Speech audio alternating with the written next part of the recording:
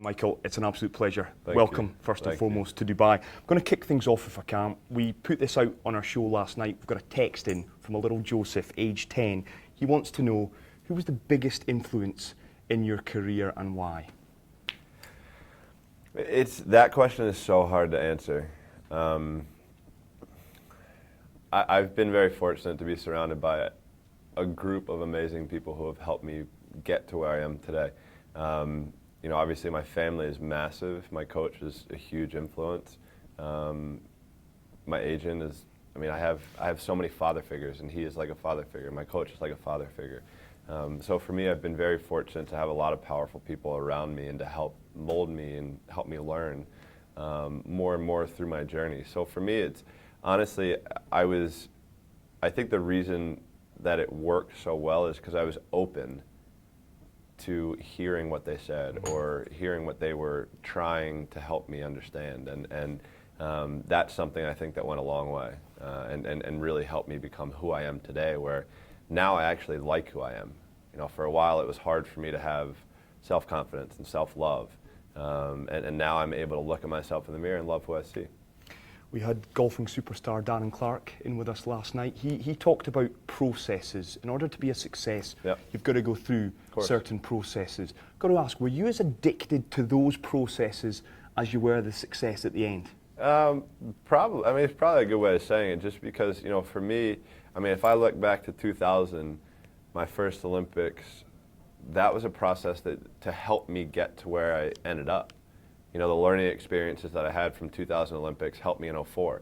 What happened in 04 helped me in 08. What happened in 08, I chose to not let help me in 2012.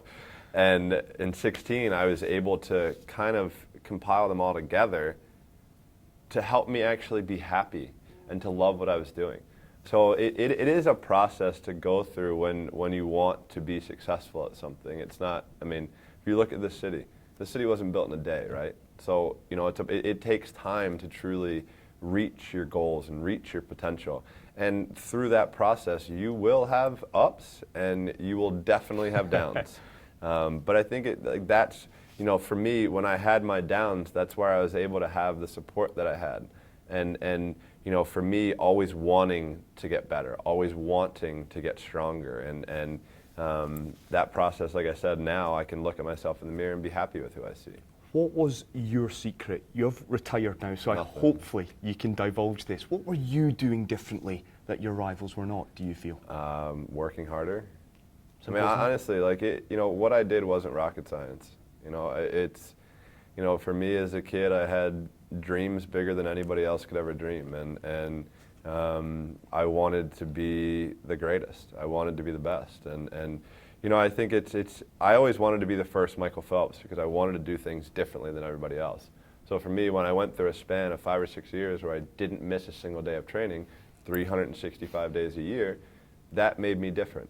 I got 52 extra days each year than anybody else had. And in the sport of swimming, if you miss one day, it takes you 2 days to get back to where you were. So everybody else is taking a step back on Sunday when they weren't swimming, and I was taking that one step forward. So for me, that's really all it was. I was willing, I think, to make sacrifices. And I think the greats, I love this. The greats do things when they don't always want to. And I think that's what separates good from great. I'll put this question to you. It's one we have on the show time and time again. It's one I have with friends. Nature versus nurture. What one do you put a little bit ahead? What is the stardust that separates? I mean, the biggest thing I think that really separated me through my career was my mental game. Everything that was in between my ears. Like, for me, it's just, I eventually got to the point where I was competing against myself because I was so hard on myself. And, you know, for me to improve, I had to get stronger mentally, and I had to find a way to do it. And I think my coach helped me get through that process and learn more. So for me, like, when I would visualize, I visualize every single, I mean, getting up to a meet, I would visualize probably a month or so in advance, just of what could happen, what I want to happen, and what I don't want to happen. Because when it happened, I was prepared for it. So, you know, when I go into 2008 and in the 200 fly, my goggles fill up with water the first 25 and I swim blind for 175 meters. I revert back to what I did in training and counted my strokes. And I know how many strokes I take the first, second, third, and fourth 50 of all of my best 200 flies. So I reverted back to that and I was ready for that because I was mentally prepared for it. I mean, this time around, I go up to put my cap on for the 800 free relay and it rips. So naturally, I know that I can't represent somebody else's name, so I have to turn the cap inside out. It's just something that I've always been prepared for. It was something my coach did from a very young age and continued to try to just improve that game step by step. I'll follow that up by then asking you, they always say you learn more in defeat than success. You've had an awful lot of success.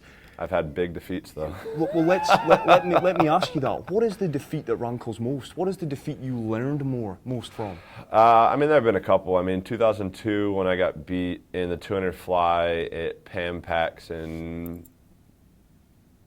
Fukuoka in Japan. I got beat in the 200 fly because I felt that I wanted to do the training my way and not listen to what my coach was saying. So that was a good learning experience for me earlier in my career, just to trust my coach more.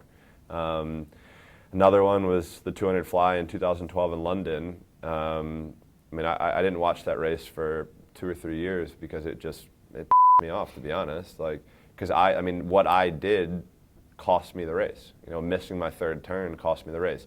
Not going to workout when I should have cost me that race. So it was my fault, and I got what I deserved.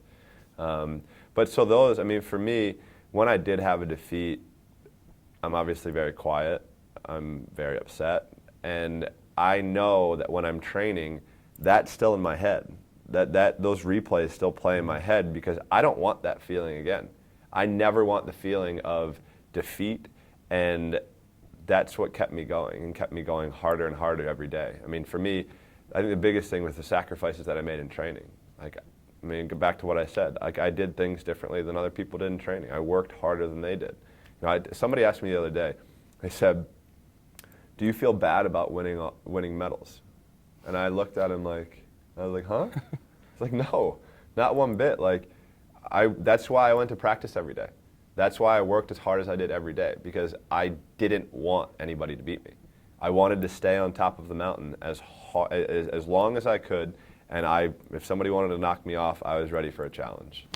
Last couple, very, very quickly. I want to empty your mind. First luck. thing that springs into your mind, Bolt or Phelps?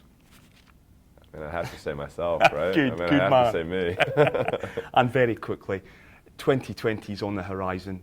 It's the question I'm sure you've been asked time and time again. My missus, before I walked out the house this morning, she said, "I want to see him in swimming trunks again." Not happening. No, I'm done. I mean, for me, look, 5 Olympics is more probably than I ever thought I would be in. And you know, I think after 2012, not having a successful Olympics, in my opinion, I think kind of haunted me for a couple of years, and you know, I was the only one that could, I guess, decide and truly commit to coming back again. And when I did, I knew I was going to do it the right way, and that was the only way to do it. I wasn't going to waste 2 or 3 years of my life to kind of half-ass it. So I wanted to truly come back and exit the sport on my terms. I think that was the biggest thing. And for me, I mean, I don't know if it came across on TV, but for me, I was the happiest I've ever been in Olympics this time around. You know, having my son and my wife in the stands and my family in the stands, you know, just being able to, just finish my career, in my opinion, the perfect way. I mean, I would have liked to win the 100 fly, but, you know, beggars can't be choosers, right? Can't have it all. You're not doing too bad in life. Beautiful family. Love following you on social media. Keep it up, Michael. Enjoy retirement. Thank you Enjoy very much. Dubai. Look forward to speaking to you once again. Sounds good.